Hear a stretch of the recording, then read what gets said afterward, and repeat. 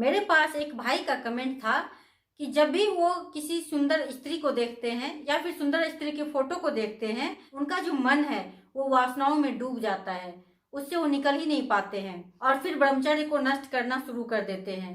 तो इससे कैसे वो बच सकते हैं? अगर आपके मन में सभी स्त्रियों के प्रति वासनाएं होती तो फिर आपके घर में भी तो बहुत सारी स्त्रियां जरूर होंगी।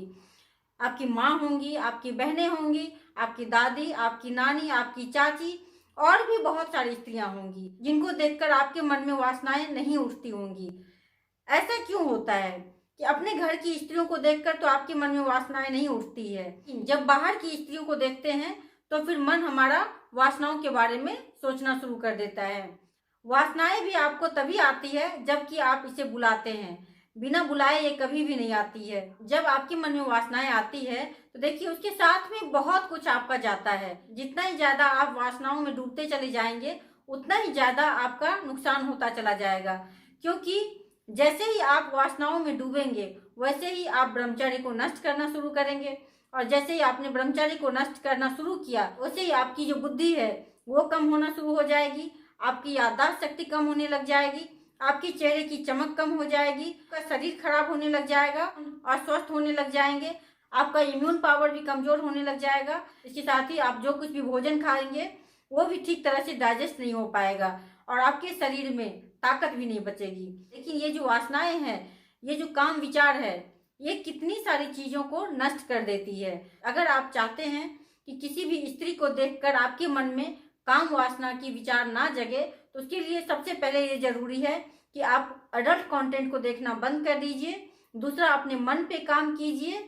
जब तक आप अपने मन पे काम नहीं करेंगे तब तक आप काम वासनाओं से बाहर नहीं निकल सकते हैं, क्योंकि काम वासना कई जन्मों से हमारे अंदर भरा हुआ है। जब तक हम इस पे कार्य नहीं करेंगे तब तक हम इससे मुक्त भी नहीं हो सकते हैं। जब आप इस पे कार्य करना शुरू कर देंगे, यानी कि आध्यात्म से जुड़ने लग जाएंगे, सही तरह से सोचना शुरू कर देंगे, जब आप अपने जीवन में सही चीजों को अपनाना शुरू कर देंगे तो गलत चीजें अपने आप ही छूट जाएगी। काम वासना तभी परेशान करती है जब तक कि हम अपने मन के वश में हम होते हैं, तो फिर ये काम वासनाएं हमें बार बार परेशान करती है।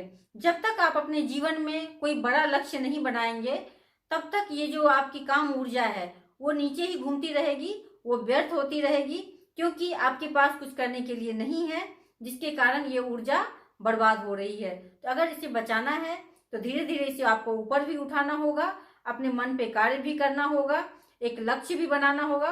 किसी भी चीज में कोई काम वासनाएं नहीं होती है, बस आपके मन में, आपके विचारों में ही काम वासनाएं होती है। अगर आप मन के वश में रहेंगे, इंद्रियों के वश में रहेंगे तो काम वासनाओं से आपको कभी भी मुक्ति नहीं मिल सकती है। इसीलिए अपने जीवन को राममय बनाइए, सुखी बनाइए, स्वस्थ बनाइए।